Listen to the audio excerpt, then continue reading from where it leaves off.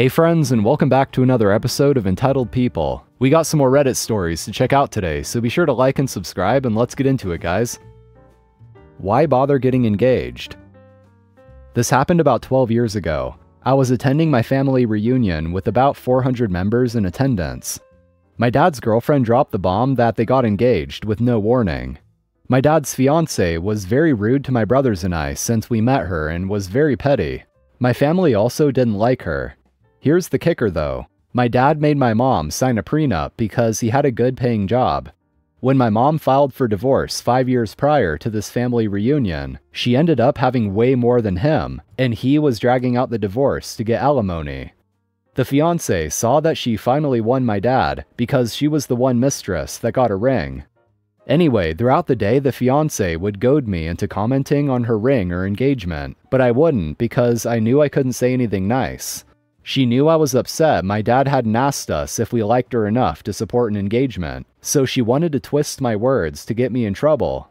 She did this often, and it would result in me being emotionally, verbally, and often physically injured by my dad.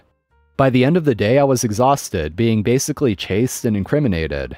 To be honest, I had more patience as a 13-year-old than I do at 25. Here's where I got revenge for myself and my mom, who was trapped in the never-ending divorce. She confronted me and told me I was rude for not telling her congratulations, and asking why I had no manners.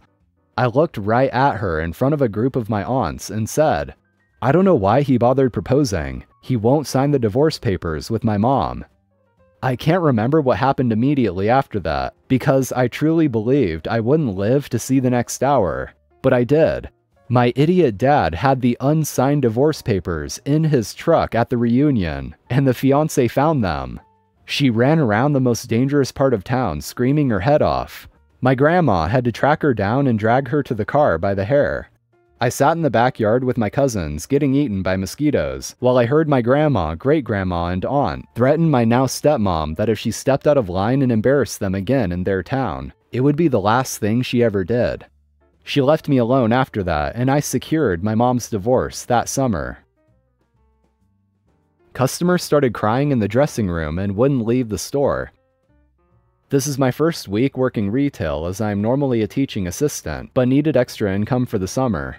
It was Saturday, and so we're pretty busy. A woman came in with 5 or 6 dresses to try on, that in all honesty I could tell were not going to fit. After about 15 minutes, I went back to check on her because a line had formed for the 4 dressing rooms we had, and she wasn't out yet. I asked her if everything was alright, and she kind of shakily said yes, so I went away. Another 10 minutes, I check again. "Still doing okay?" A bit more firm now, she responds, "Yes, I'm fine." I stood nearby to keep an eye on things and kept hearing sniffles. Another 5 minutes went by. I knocked on the door this time. "Ma'am, are you almost done? There are other customers waiting for the dressing rooms." She stuck her head out the door, and I could see then for sure she had been crying. She handed me all the dresses. "Put these back." And then she closed the door. I kinda stood there confused for a minute and responded through the door again. "Are you alright?" Silence. "I'll put these back and give you a minute, but I'm sorry, we really do need the dressing room." Another 15 minutes went by. By now she's been in there a total of 45 minutes crying. The manager wasn't there that day, and all my coworkers were less than helpful, so this was all on me and I had no idea what to do. I knocked on the door one more time, a bit forcefully. "Ma'am, you've been in there for a very long time, and while I can see you're having a bad day, we can't let you just stay in there. You don't have any clothes in there even. I can give you another 5 minutes, but if you won't leave by then, I need to call security." The door flew open, and this woman, red-faced and teary-eyed, scream-whispered at me about how if the store wasn't going to carry any normal sizes, then the least they could do was give her space when it made her feel bad. She went on a mini rant about unfair sizing and catering to normal-sized people in the beauty industry. I do sympathize, and honestly our sizes do run a bit small, but they still fit the normal straight size range of 0 to 14. I felt bad because I know how frustrating that can be, but also I didn't need that anger directed at me. I just looked at her and told her again, "You need to leave now." Thankfully she did, but she flipped me off at the door. Weird situation that has really put me off for the rest of the week. Dad told the doctor his kid was sick. The doctor took him seriously. For a bit of context, I work in urgent care as a physician. I take my job very seriously, but urgent care is for urgent things. That's a no-brainer. So when a dad came today with his two 13-year-old girls to our urgent care center and told me one of them was sick, I of course took him very seriously. As usual, I call in the next patient that happens to be a 13-year-old girl, accompanied by her sister of a similar age and her dad. Dad tells me they came because the girl said her tummy hurts, and starts telling the girl about how the doctor is going to find the truth about whether her tummy hurts or it's a lie. Sort of like, this is your last chance to come out and say you made it up. Dad starts telling me about how the two girls each said they felt bad at the same time when he told them to clean up their room. One said she had a headache and the other said she had a tummy ache. So the dad thought the reasonable thing to do was to bring their kids to the ER so a doctor extracts a confession, rather than doing his job as a dad and seeing they clearly made it up on the spot to get out of their chores. And well, since I take my job very seriously, and there was a chance they may not be wasting my time, I made sure to make a very thorough and nonsensical examination that came to the conclusion that I couldn't rule out a gastroenteritis as the source of this obviously real stomachache that was nowhere to be found. The dad was trying to get a gotcha, but ended up getting recommended he makes sure his kid is well hydrated, rests, doesn't make any straining activities, eats only if she feels like it for the day, and if she keeps feeling bad tomorrow, they could consider missing a day of school. Also, she should rest, but there is no problem if she uses her computer or tablet, as that won't make the stomachache worse.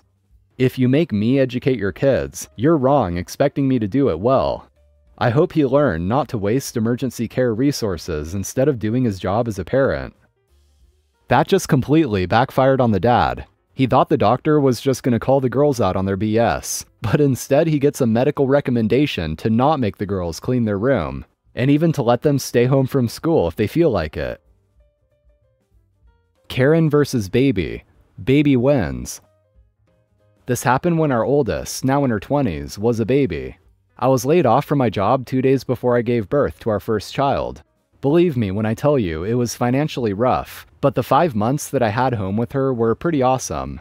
I breastfed both of our children. This is not a pro or con breastfeeding post, so don't come for me. And felt that as long as I was covered, I could feed my children anywhere I wanted to. I breastfed in malls, restaurants, church, doctors, offices, you name it. And yes, this is not the only Karen story I have about breastfeeding, but this is one of the funniest.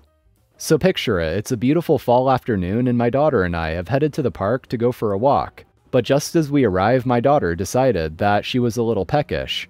I pulled her out of her car seat, climbed into the passenger seat, rolled down the windows, and started feeding my kid.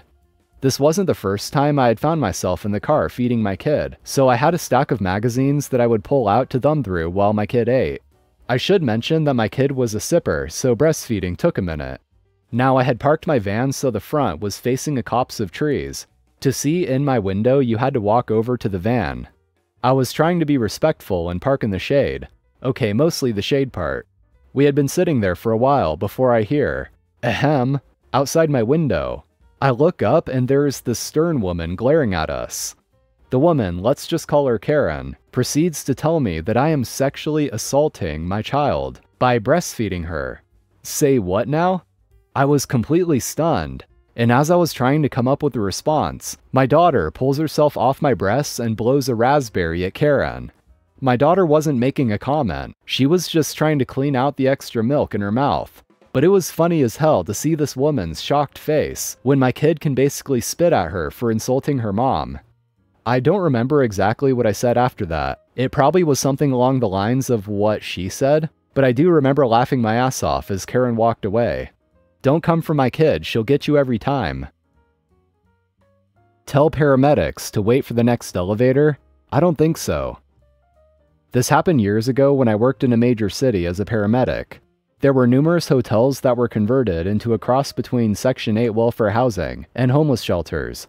These places were like magnets for medical issues, because the people there did not take care of themselves, and used the ambulances and emergency rooms like doctors. We get a call there, potential heart attack, and get our escort. Staff from the shelter always came with us to show us where the room was and assist us. As we approach the elevators, there are 2 on the floor and open, so I say, hold the elevator. In one, someone looked at us and shrugged. In the other, the guy stuck his head out and said, "Take the next one, I'm in a hurry." Okay, no problem. I pull out my keyring, check the fire access key type, and insert said key. It brings all the elevators to the ground floor. PD has now joined us, and Mr. In a Hurry is looking like, what the hell just happened? My partner yells, "Everyone out, you can use the stairs." Mr. In a Hurry says he ain't getting out. So PD says, "Are you deaf or stupid? Get out." So he finally exits and says, "What do I do now?" My partner says, "The stairs work. You are in a hurry." We get in the elevator and our escort says, "That was the most awesome thing I have seen here." We held the elevators for 20 minutes and left with our patient. Mr. In a Hurry was waiting for us, and the escort told him if he says one word he would be thrown out. Quick explanation of how the fire key works. You insert the key and turn it to emergency service. You then take the key out. All the elevators return to the ground floor. You take your elevator and insert the key in that keyhole, and can make the elevator an express elevator, and it will stay on whatever floor you are on. Manager wished he hadn't made me come in when I was ill. So I used to work as a waiter, and anyone who was or is a waiter knows that when you call in ill, they never believe you. They always think you're pulling a sickie. Anyway, one day I'm throwing up loads throughout the night, so I have to call in sick at 10 a.m. that morning. 10 a.m. comes, I'm feeling awful. I call up and my manager answers. He starts calling me a liar, saying I'm screwing him over, questioning me about what I ate. And then when I said I hadn't eaten any chicken, he said I must be lying because why else would I be sick? Anyway, long story short, he threatens to make my job hell if I don't come in.